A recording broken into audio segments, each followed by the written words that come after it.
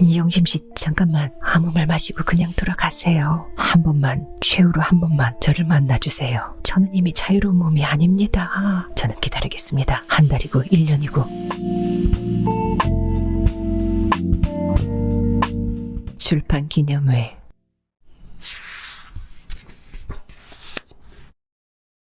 서울거리에 혹한이 왔다. 사만사온의 습성을 무시하고 꽁꽁 얼어붙은 눈길이 녹을 사이가 좀처럼 없었다. 지훈의 창작집 애인이 출간된 것은 정월 하순의 일이었다.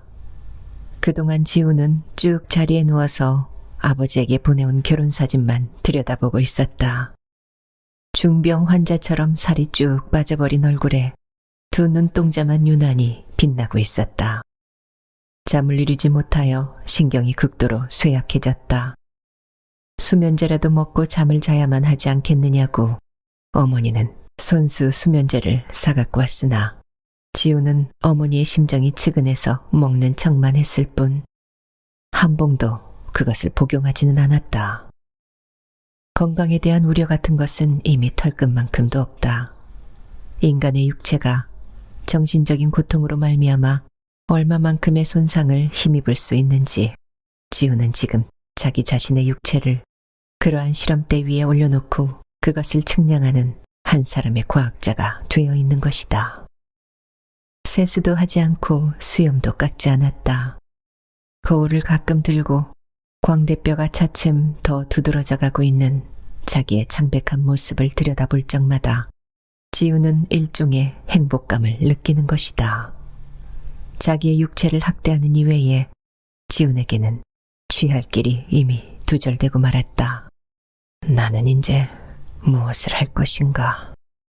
그는 때때로 이러한 질문을 신에게 하였다.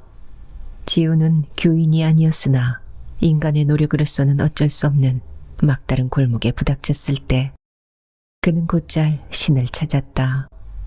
그러나 신은 그에게 아무런 대답도 하지 않았다. 대답을 하지 않는 것이 신의 대답인지도 모른다고 지우는 나날이 수척해가는 자기의 육체만을 말끄러미 들여다보고 있는 것이다. 꼭 한 번만.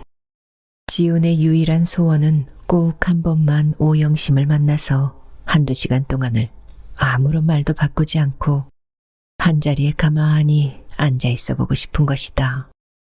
새가 날면 새를 같이 바라보고 하늘에 별이 있으면 별을 같이 쳐다보면 되는 것이다. 그 이상의 욕망을 지훈은 갖지 않고 있었다. 세속적인 온갖 욕망을 포기할 수 있는 맑은 심경 속에서 지훈의 영혼은 지금 성스러울 만큼 곱게 승화되고 있었다. 아름다운 신비를 오영심에 남겨놓음으로써만 자기의 사랑은 영원히 살 수 있는 것이라고 지훈은 그것을 굳게 믿고 있었다. 신이 인간을 만든 것이 아니라 인간이 신을 만든 것이라고 생각합니다. 어느 날 밤 지훈은 아버지에게 그런 말을 했다. 임 교수는 잠자코 있었다. 어머니도 잠자코 있었다. 저는 언제나 그 누구에게도 제 갈 바를 묻지 않겠습니다. 제 자신이 신이요 조물주라고 믿는 저는 꼭 한 번만 오영심을 만나겠습니다. 글쎄, 남의 사람을 만나서는 뭘 하니? 아무것도 할 것은 없습니다. 그저 한 번 만나보는 것입니다. 그렇게 되면 더욱더 불행해질 것이고 괴로움만 커질 것이 아니냐. 불행이고 괴로움이고 그런 세속적인 것이 문제가 아닙니다. 불행을 우려하고 괴로움을 피한다는 그 태도조차 저는 불순하다고 생각하지요. 저는 지금 성스러울 만큼 맑은 심경을 지닌 한 생명체의 영혼을 문제 삼고 있는 것입니다. 인간의 귀중함을 문제 삼고 있는 것이에요. 그렇지만 남의 눈이 있지 않냐. 영심을 사랑한 것은 네가 먼저지만 어쨌든 지금은 남의 사람인데 그 사람의 눈을 만든 것은 누구입니까? 도덕률이 인간을 지배하는 것은 그 인간의 행동이 사악을 의미할 때뿐이죠. 어머니, 제 행동이 과연 하나의 사악을 의미한다고 생각하십니까? 오늘날 사람의 눈을 만든 것은 바로 우리의 선조인 인간이었습니다. 저는 참된 인간성의 옹호를 위하여 과거에 조잡하고 관념적인 사람의 눈에 항거해야만 하겠습니다. 오영심은 자기 남편을 사랑하고 있지 않습니다. 다만 오영심은 낡은 윤리의 제물이 되어 있을 따름이니까요. 임 교수는 일종의 전율을 전신에 느끼며 끝끝내 입을 다물고 있었다. 애정과 이해와 성실을 가지고 100년 해로의 서약을 신랑 신부에게 시킨 임 교수였다. 그리고 그 서약이 배반당할 때 신 앞에 민주고발을 제기하겠다던 임지훈이었다. 바로 그 임 교수의 아들인 임지훈이가 참된 인간성의 옹호를 위하여 잘못하면 오영심의 가정을 파괴하는지도 모르는 행동을 감히 취하려 드는 것이다. 임 교수는 일종의 전율을 느꼈다.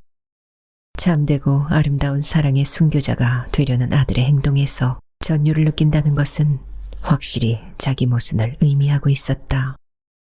세상의 부모들은 자기 자녀에게 곧잘 교훈을 한다. 참되라, 성실하라, 좋은 일을 해라, 아름다워야 한다. 그러나 그 참되고 성실하고 좋고 아름다움이 실천되기 위해서는 온갖 현실적인 불행을 각오하지 않고서는 결국에 있어서 한낱 공연부를 의미하고 있는 것이다. 임 교수가 느낀 전율 속에 피의 아우성이 있었다. 임 교수에게 있어서도 피는 물보다 진했던 것이다. 피가 물보다 진한 이상 인류의 이상은 영원히 한낱 이 상태로서의 존재가치밖에는 없다. 과거의 수천 년에 걸친 지성의 역사는 피의 비극으로부터 인류를 구제하려고 노력을 했다. 그러나 피는 어느 시대 어느 지역을 막론하고 물보다 진했다. 그리하여 이루어진 인류의 역사는 동시에 피의 역사를 의미했었고 애고의 역사로서 구성되었다. 해방 이후의 민족적 혼란과 6.25 동란으로 말미암아 민족 상쟁의 참극은 우리 민족으로부터 비하의 정신을 송두리째 뽑아놓았다. 부모들은 이미 진선미애의 교훈보다도 먼저 재치 있는 처세술을 자녀에게 교훈하였다. 오늘의 임 교수의 전율 속에서 임 교수는 자신의 타락을 확실히 발견하였다. 과거 이성난을 통하여 인생의 청춘을 순간적이나마 상상했던 자기 자신에서도 역시 임 교수는 에고의 비극을 자각하였다. 임 교수는 차차 자신을 잃기 시작했다. 마담 로즈의 생활 태도를 일시적이나마 마음 한편 구석으로 허용했던 자기 자신에서도 또한 철학의 타락을 자인하였다. 나는 도저히 학생들 앞에 나서서 떠들 자격이 없어졌다. 교육이 지식의 산매를 의미하고 있지 않는 이상 임 교수는 불언간 학교를 사직할 결심을 하고 있었다. 애인의 출판 기념회가 사흘 후로 결정된 어느 날, 책 한 권을 보자기에 싸가지고 지우는 명륜동 영심의 집을 찾아갔다.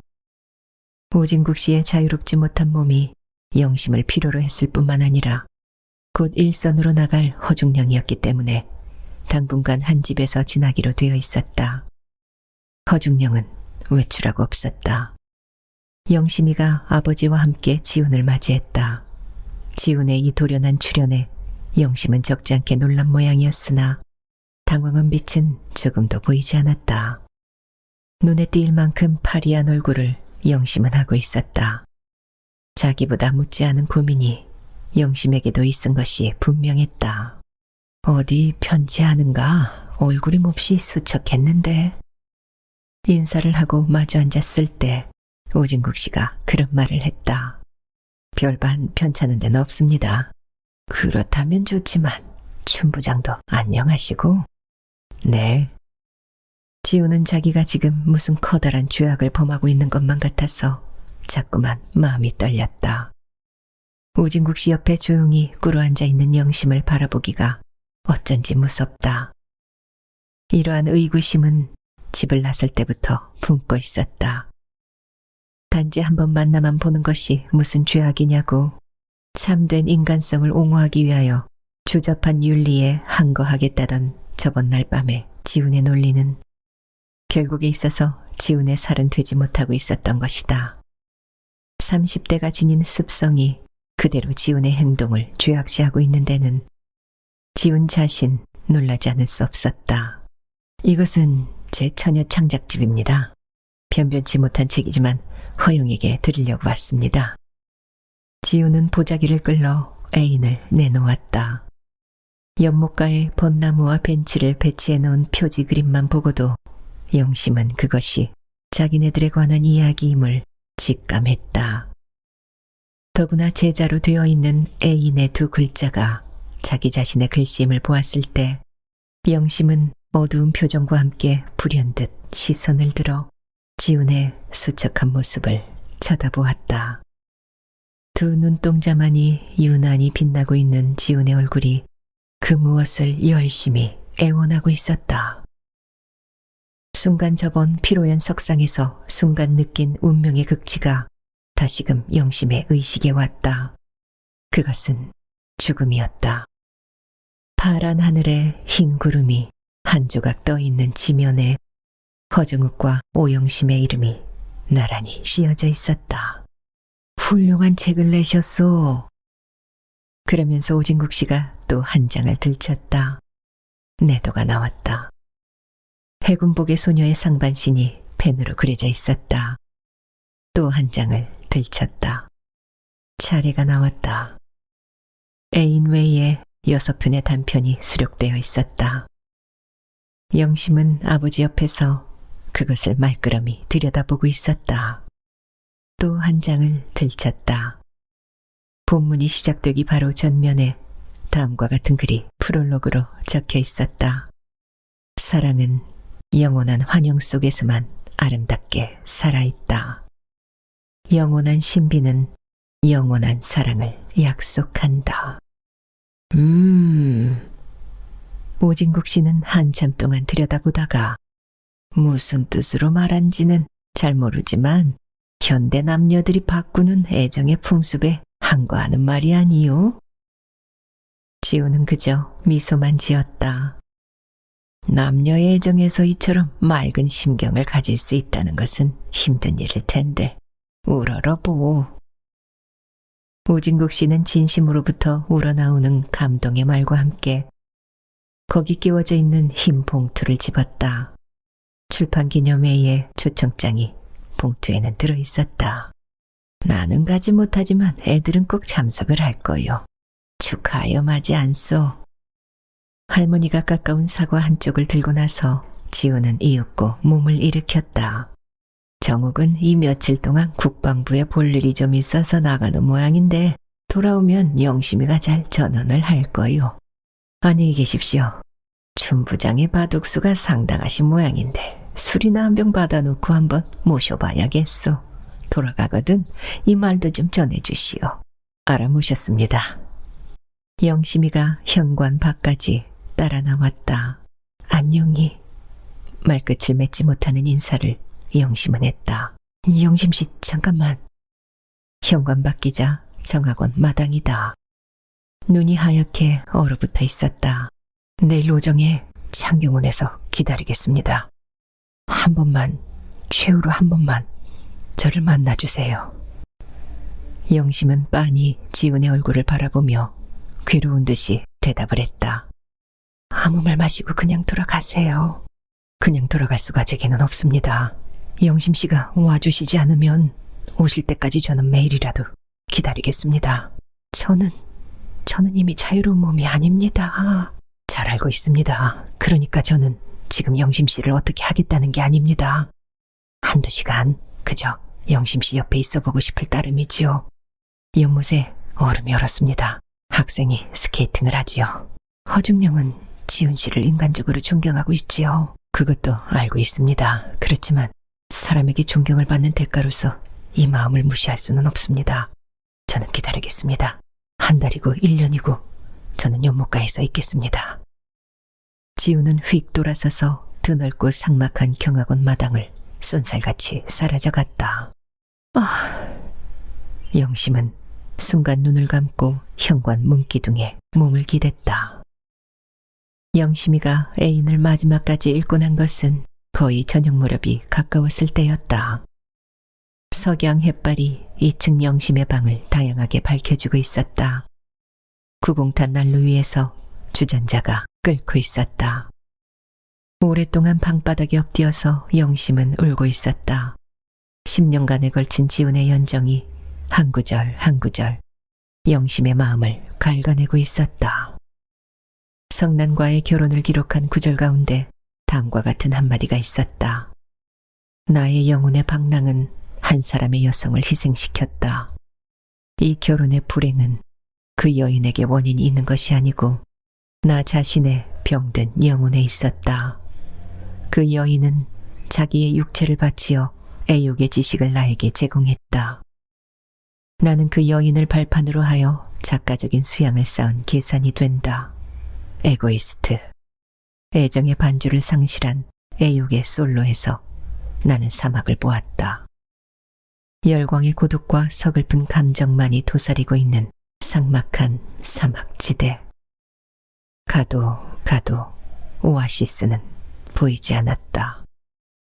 이 참회의 대목에서 영심은 문득 자기의 결혼 생활을 회상했다. 가도 가도 오아시스는 영심에게도 보이지 않았다. 과학의 논리가 무시되는 곳에 애정의 참다운 자태는 깃들여 있는지 모른다. 그 신비로움에는 동기도 이유도 없다. 원인도 결과도 없다. 오직 있는 것은 미지의 세계에 대한 환영뿐이다. 이 환영을 죽음의 순간까지 깨뜨리지 않고 붙들어 나가는 노력만이 사랑의 영원성을 약속할 것이다.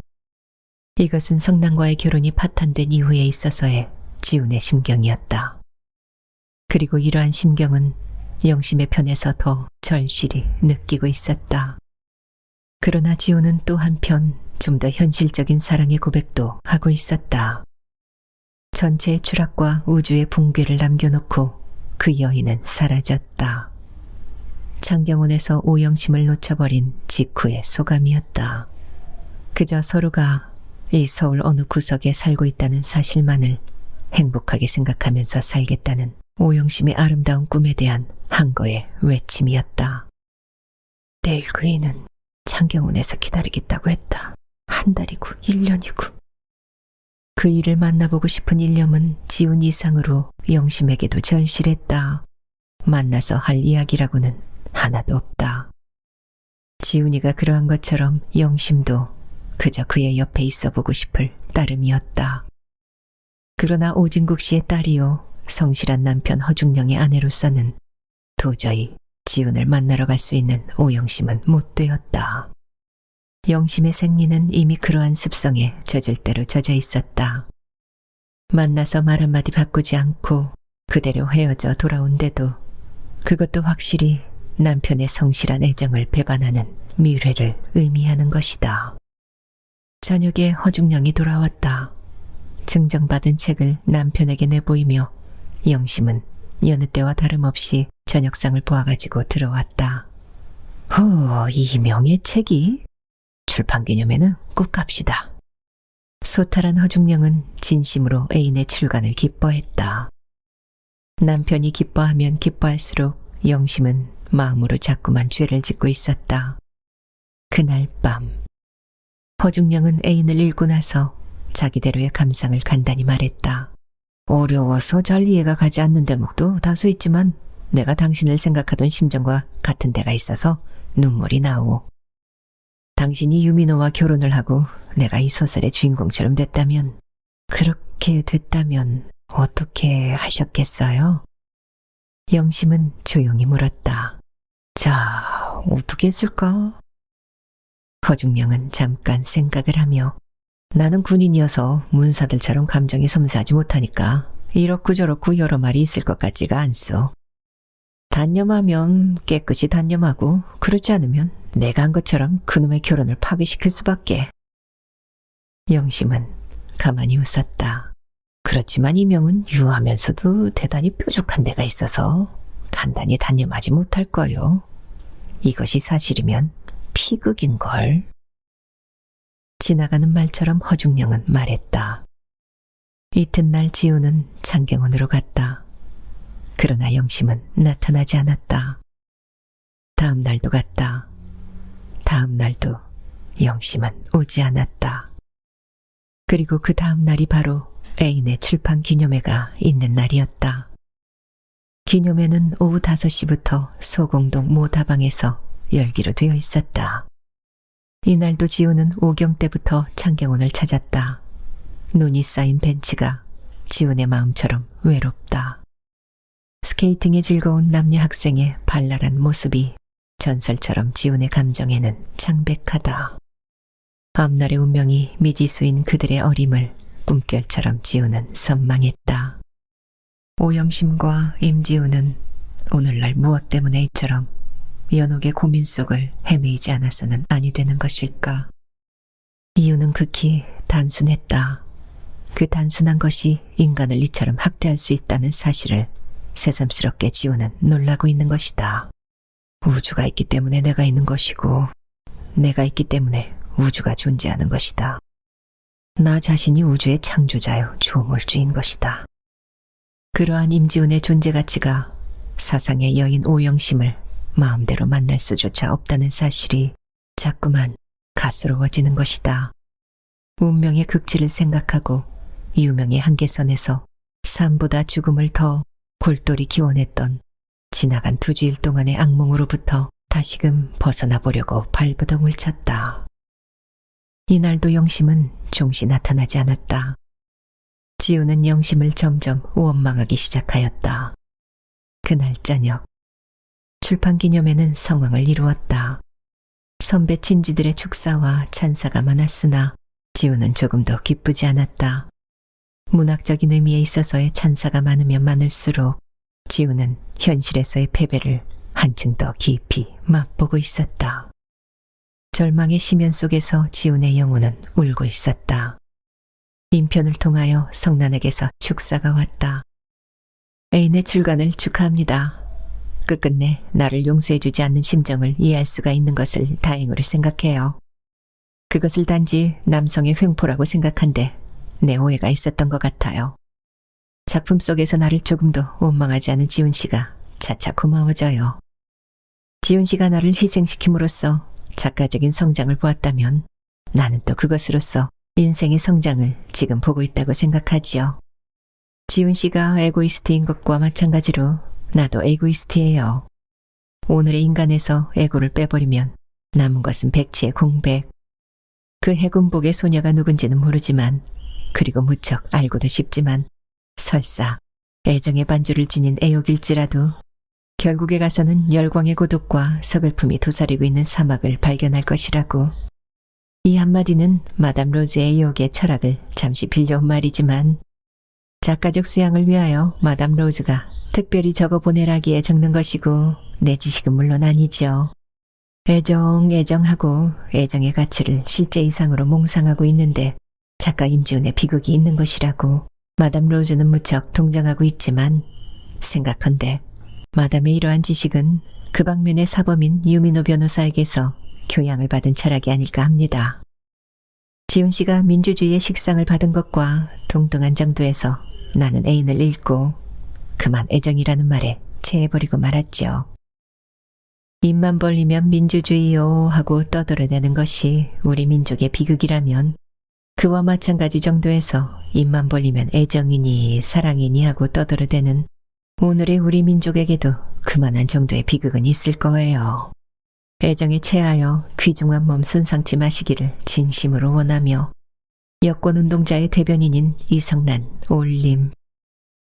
3부의 성의와 7부의 야욕을 내포한 글이었다.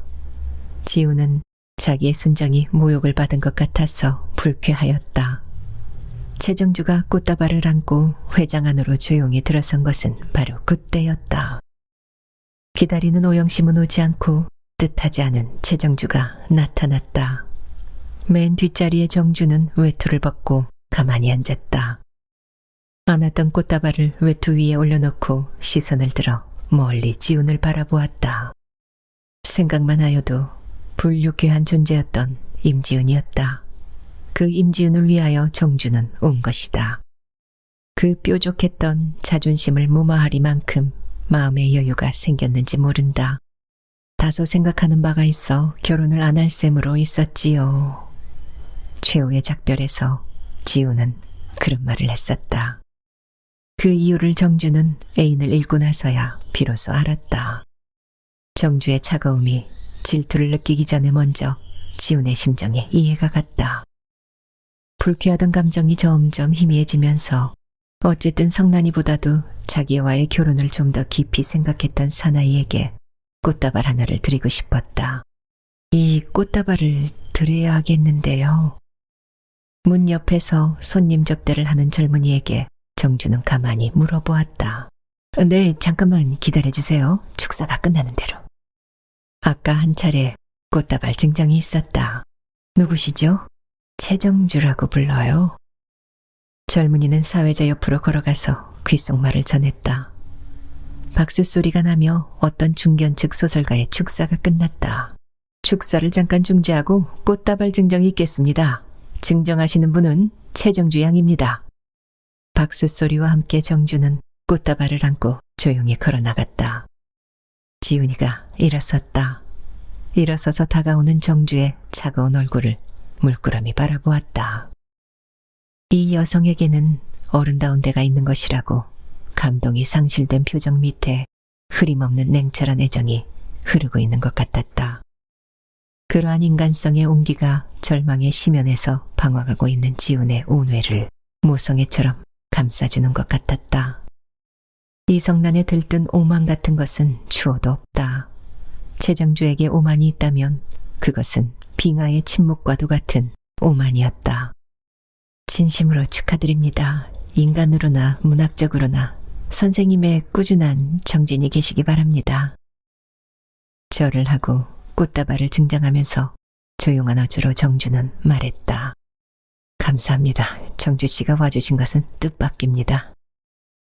동백꽃에 사철나무를 섞은 꽃다발이었다. 박수 소리를 들으면서 정주는 되돌아 나왔다. 지훈 선생은 역시 자기에게 대해서 미안한 생각을 갖고 있는 것이라고 그 간단한 대화에서 정주는 그것을 느꼈다. 그러나 그것은 어디까지나 지훈 선생의 인간적인 온기일 뿐 10년에 걸친 그의 병든 영혼을 생각할 때 유민호와의 약혼을 정주는 마음속으로 잘했다고 믿기워졌다. 젊은 시인 하나가 또 일어서서 축하 시를 낭독하기 시작했다. 정주는 갑자기 성난이가 보고 싶어져서 외투를 집어들고 일어서려는데 문이 열리며 동부인을 한 군인 하나가 나타났다. 저희는? 문 옆에 앉았던 정주는 동백꽃에다가 진홍색 월계꽃 2송이와 아스파라거스를 섞은 꽃다발을 안고 들어서는 부인의 모습이 눈에 익다. 임 교수의 연애 강좌에서 진실하고 아름다운 연애를 질문한 자주치마의 학생이었다. 우수에 찬 얼굴에 긴 살눈썹이 인상적인 여인이었다. 접대하는 젊은이가 인도하는 대로 허정욱 내외는 중간쯤 되는 빈 좌석으로 가서 착석하였다. 지훈의 얼굴이 갑자기 생기를 띄어왔다. 지훈은 조금 몸을 일으켜 허정욱 내외에게 목례를 했다. 늦어서 미안합니다. 군대식 경례와 함께 허정욱의 쾌활한 목소리가 굴러나왔다. 지훈은 멀리 미소를 지어 보였다. 집을 나오는 최후의 순간까지 영심은 갈팡질팡하고 있었다. 자기의 힘으로서는 어쩔 도리가 없다. 운명의 명령과도 같았다. 사흘 동안을 꼬박 창경원에서 기다리고 있었을 지훈을 생각하면 영심은 그저 죽고만 싶었다. 그 길 이외에 자기에게는 손가락 하나 자기 의사로서 움직일 힘이 없었기에 이상 더 운명에 항거하기를 포기했다. 피치 못할 용무가 있었다고 하며 허정욱이가 손수 동백꽃에다 아스파라거스와 사철나무를 섞은 꽃다발을 사갖고 돌아온 것은 6시가 넘어서였다. 부랴부랴 저녁을 먹고 어서 옷을 갈아입으라고 재촉을 해왔을 때 영심은 머리가 아파서 자기는 그만두겠다고 했다. 사내가 어떻게 꽃다발을 안고 나가서 증정하느냐고 몰아치듯이 영심을 끌어내다가 무슨 물건처럼 찌부차에 허중령은 실었다. 운명의 항거를 영심은 포기하고 남편의 옆에서 꽃다발을 하는 채 가만히 눈을 감아버렸다. 지프차는 무섭게 달렸다. 총알처럼 흐르는 창밖의 밤거리가 영심의 조그마한 항거를 비웃고 있었다. 폭풍 속을 떠나가려는 이력 편지와도 같이 무력한 자기 자신을 문득 느끼며 운명의 굴복 속에서 자기를 가까스로 오영심은 붙들고 있었다. 종로 내거리 꽃집 앞에서 차를 멈추고 새빨간 월계 2송이를 더 사서 꽃다발에 섞었다. 동백꽃만은 못하다 하여 이것은 순전히 영심의 의견으로서 취해진 행동이었다. 달 속에 개수를 찍어 초가삼간 지어놓고 번님을 모셔다가 천년만년 살고 싶어하는 임지훈에게 월계꽃을 영심은 갑자기 증정하고 싶었던 것이다. 그리고 그것은 오영심이가 자기의 마음을 현실화시킨 최초의 행동이었다. 영심은 죄의 의식을 분명히 느꼈다. 남편의 시선이 비로소 영심은 무서워졌다. 비평가 한 사람이 일어섰다. 그는 우선 이 작품에서 주인공들의 영혼의 신음소리를 거스럼없이 들었다는 이야기를 전제한 후에 이 영혼의 신음과 오열은 새로운 모랄의 진통을 의미했습니다. 참된 것과 좋은 것의 상극에서 새로운 질서는 움트는 것입니다. 진리는 새로운 질서의 모체가 되는 것입니다. 그러나 작가 임지훈과 행동인 임지훈 사이에 가로놓여 있는 현실은 예상 이외로 완강하고 높습니다. 주인공이 과연 그 성벽을 잘 넘을 것이냐, 그렇지 않으면 그 성벽 위에서 떨어져 버릴 것이냐, 이것은 금우 임지훈에게 있어서의 인생의 과제인 동시에 그의 문학적 생명을 좌우하는 중요한 포인트를 의미하는 것입니다. 비평가는 앉았다. 영심은 일종의 전율을 느꼈다. 좋은 것보다도 참된 것이 탐구되는 이 모임의 분위기가 영심의 연약한 마음속에 그 무슨 용기 같은 것을 넣어주는 것 같았다. 영심의 방황하던 감정이 차차 침착하게 가라앉기 시작했다. 세속적인 온갖 현상이 암흑의 장막 속으로 사라져버린 밤중 홀로 책상머리에 일어나 앉아서 독서를 하던 때와 꽃 같은 맑은 심정이 되어가고 있었다. 나는 문학에는 전혀 문외한이지만 허중욱이가 자청을 해서 일어섰다. 실은 지훈이도 허중룡의 감상을 듣고 싶었으나 그러한 자기의 심정이 어딘가 잔인한 것 같아서 단념을 하고 있던 참이었다. 그러나 때로는 우리 같은 문외한의 감상도 필요할 줄로 믿습니다. 거기서 허정욱은 문외한다운 장식 없는 솔직한 감상을 이것저것 이야기한 후에 나는 이 작품을 읽고 다소 비현실적인 느낌을 가졌습니다. 최후의 장면만 하더라도 창경원에서 10년 만에 만난 여주인공이 과연 그렇게 해서 헤어질 수 있느냐 하는 문제입니다. 이름도 주소도 묻지 말고 이대로 헤어지자. 그리고 그러는 것이 오히려 행복할 것이라는 여주인공의 심정은 이해할 수 있지만 오늘날처럼 험악하고 야박한 세상에 모두가 다 양공주의 동족만 같이 보이는 오늘의 여성 가운데 그러한 사람이 있을 것 같지가 정녕 않아 보인다는 말입니다. 허정욱은 위스키 티를 한 모금 꿀꺽 들이키고 나서 다시 계속하였다.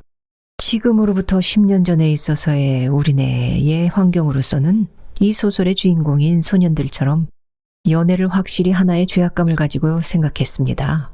나도 그랬으니까요.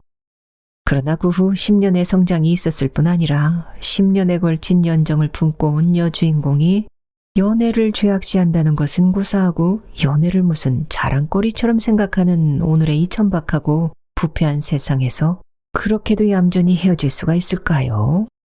있다면 그 여성이야말로 지상의 천사일 것이고 그 여성의 남편이 될 사람이야말로 온 세상을 차지한 이상의 행운아가 될 것입니다.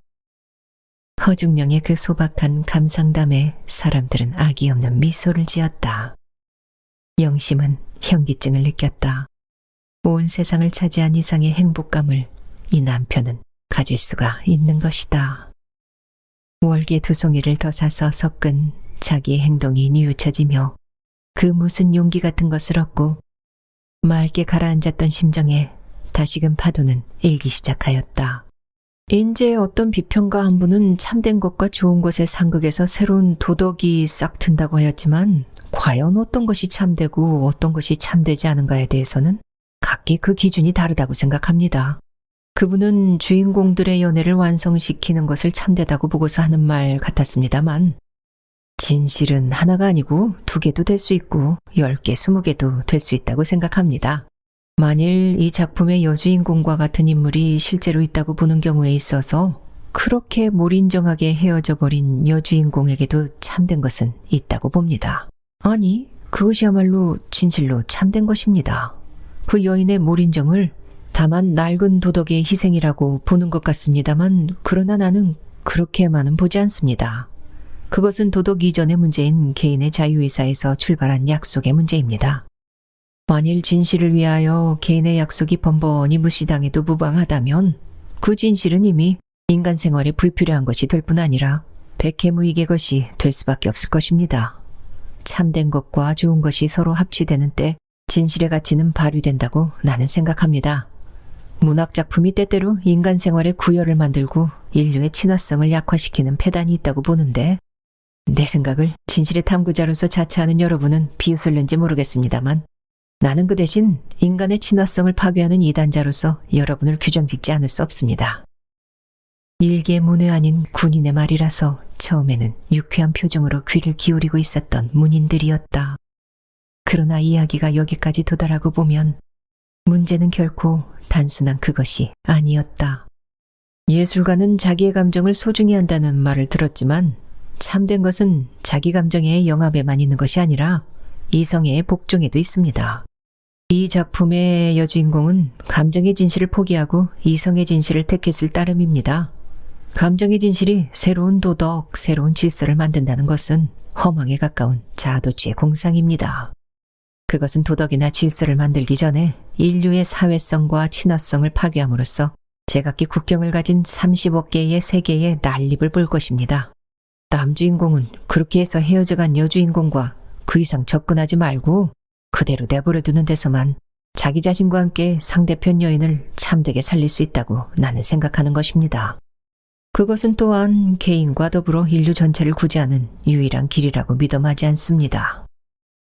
비평가의 결론과는 정반대의 결론을 허중령은 지었다. 허중령 이야기의 요지는 결국에 있어서 예술이라든가 문학이라든가는 인간 생활에 필요한 정도에서만 존재의 가치를 인정한다는 것이었다. 예술을 위한 예술, 문학을 위한 문학이란 인간 생활과 유리된 자아도취의 생산물일 뿐더러 그것이 또한 인류의 친화를 방해하여 인간으로 하여금 에고 대 에고의 대립 상태를 조정하는 것과 같은 폐단을 갖게 한다면 그러한 예술, 그러한 문학은 인간 생활에 있어서 불필요할 뿐만 아니라 도리어 해독을 가져온다는 것이었다. 먼저 축사를 한 그 비평가가 허중령의 말에 반박을 하려고 다시금 일어서는 것을 사회자가 조용히 막으며 이 자리는 토론회가 아닙니다. 제각기 자기의 감상을 이야기하는 자리입니다. 시간도 없고 하니 허중령 내외분의 꽃다발 증정을 마지막으로 폐회를 하겠습니다. 비평가는 다시금 착석을 했다. 그러나 사회로서 한마디 하고 싶은 말이 있습니다. 비평가 S씨의 이야기와 허중령의 이야기에서 나는 하나의 문학작품을 대하는 독자의 눈을 분명히 보았습니다. 문단인의 눈을 S가 대표했고 일반인의 눈을 허중령이 대표했습니다. 문학인의 손으로서 제작된 하나의 작품은 좋건 싫건 이 두 종류의 눈동자 앞에 내던져지는 숙명을 지니고 있는 것입니다. 작자의 마음대로 어느 한편도 눈을 가리워버릴 수는 없는 노릇입니다. 따라서 독자는 자기대로의 비평을 할 권리를 갖고 있는 것입니다. 그리고 바로 거기에 문학작품이 지닌 사회성을 우리는 발견할 수가 있다고 봅니다. 나는 오늘 밤 일반인의 눈을 대표하는 허중령의 이야기 가운데서 문학작품이 인간 생활에 구열을 가져온다는 말을 듣고 나 자신 미처 자각하지 못했던 중요한 문제가 제기되었다고 생각했습니다. 그리고 그 중요성은 문학인에게 있어서는 진실의 탐구로서 옹호를 받고 있는 대신에 일반인에게 있어서는 개화의 확대적 노출로 말미암은 인간 대 인간의 조화와 융합과 친화와 단결과 기타 사회생활에 불가결한 온갖 협조정신의 붕괴를 의미했습니다. 그것은 인간의 윤리와 사회적 질서의 파괴적 존재로서 일반인에게는 이단시되고 있다는 것입니다. 작품 애인에 대한 S와 허중령의 정반대의 비판 기준이 바로 그것을 여실히 말하고 있는 것으로서 대단히 흥미있는 중요 문제라고 생각했습니다. 행동인 임지훈과 작가 임지훈, 이 두 개의 임지훈이 과연 어떤 종류의 협조와 타협을 볼 것인가? 이 문제는 문학적으로나 인간적으로나 앞날의 임지훈에게 있어서 지극히 흥미로운 명제가 아닐 수 없다고 생각하며 다음은 허중령 내외분의 꽃다발 증정이 있은 후 오늘의 주인공인 임지훈 씨의 간단한 답사로서 폐회하기로 하겠습니다. 박수 소리와 함께 영심은 조용히 일어섰다. 분홍색 양단 저고리에 곤색 비로도 긴 치마를 영심은 입고 있었다. 새빨간 월계꽃 두 송이가 영심의 분홍 저고리와 담농의 회화적인 조화를 잘 이루고 있었다. 나도 그런 꽃다발을 한번 받아보고 싶은데 자네도 빨리 책을 내게나. 책을 내도 줄 사람이 없어서.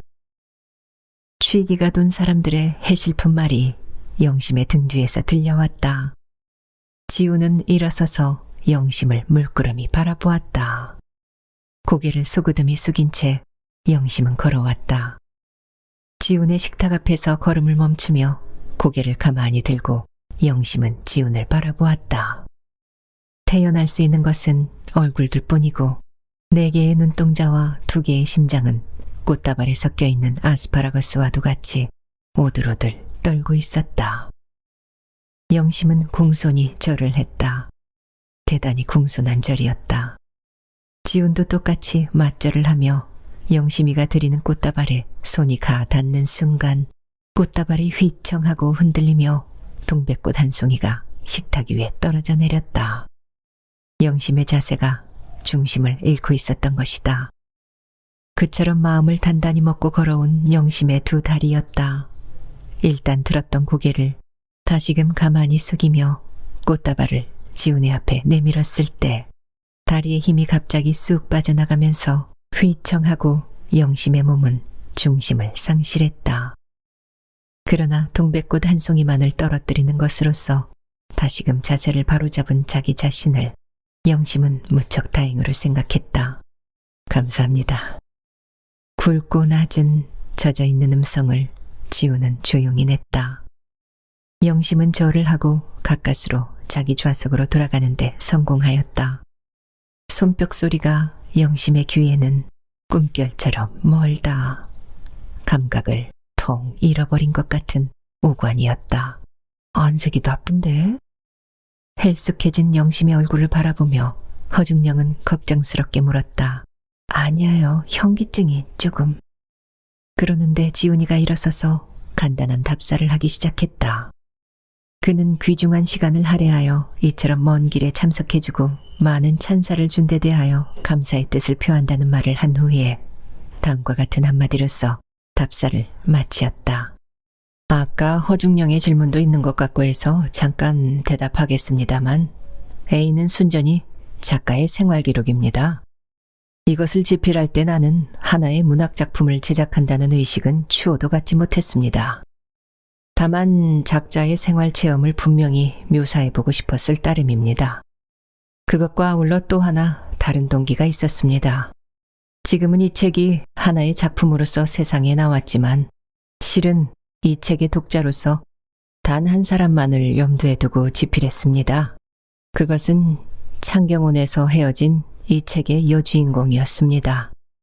애인의 독자는 그 여인 단 한 사람이면 나에게는 만족했습니다. 그러니까 내 작품 속에 다소 현실성이 희박한 대목이 있다고 치더라도 그것은 이미 하나의 생활기록으로서 현실화하고 있는 것입니다. 허중령은 창경원에서 그렇게 무인정한 이별을 한 여주인공이 오늘의 이 천박한 세상에는 있을 수 없을 것이라고 말했지만 있습니다. 영심은 머리를 푹 숙이고 있었다. 한 번도 얼굴을 들지 않았다. 그 아무런 것도 진실한 사랑 위에 위치할 만한 존재 가치는 갖고 있지 못하다고 나는 생각합니다. 지성이 인류의 앞날을 구할는지 모르나 진실의 발판을 상실한 인류의 행복은 이미 행복이 아니고 비극일 것입니다. 세상에는 두 개의 소리가 있습니다. 하나는 입의 소리요, 하나는 마음의 소리입니다. 마음의 소리를 대변하는 것이 문학의 영역이고, 입의 소리를 대변하는 것이 정치요, 교육이요, 도덕이요, 친화요, 협조요, 타협입니다. 입의 소리가 외관상 제 아무리 인간 생활의 평온과 친화와 행복을 가져온다고 하더라도 마음의 소리 앞에는 한낱 허위의 평온이요, 탈을 쓴 친화요, 허수아비의 행복밖에는 아니 될 것입니다.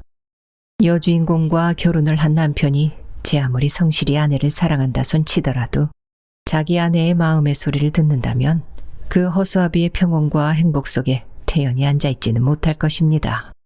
이 작품의 남주인공은 진실을 위하여 자기의 구원의 애인인 여주인공을 그 허수아비 평온으로부터 구출해내어야 될 것이라고 생각합니다. 이명, 그런 배덕자와 같은 말은 그만하시오. 허정욱은 쾌활하게 웃었다. 그러나 지우는 이미 웃음을 웃지 못하고 있었다. 도덕을 위하여 배진자가 되는 것보다는 진실을 위하여 배덕자가 되기를 주인공은 원하고 있습니다. 우, 정면 충돌인걸. 허정욱은 웃어댔고 임지우는 앉았다. 출판 기념회는 끝났다. 최정주는 기념회 광경을 성난에게 보고하기 위하여 전찻길을 건너 명동으로 들어갔고 허정욱 내외의 지프차까지 전송하면서 지우는 언제까지나 창경원에서 기다리겠노라고 허중령이 변소에 간 틈을 타서 영심에게 말했다. 그러나 영심은 아무런 대답도 하지 않았다.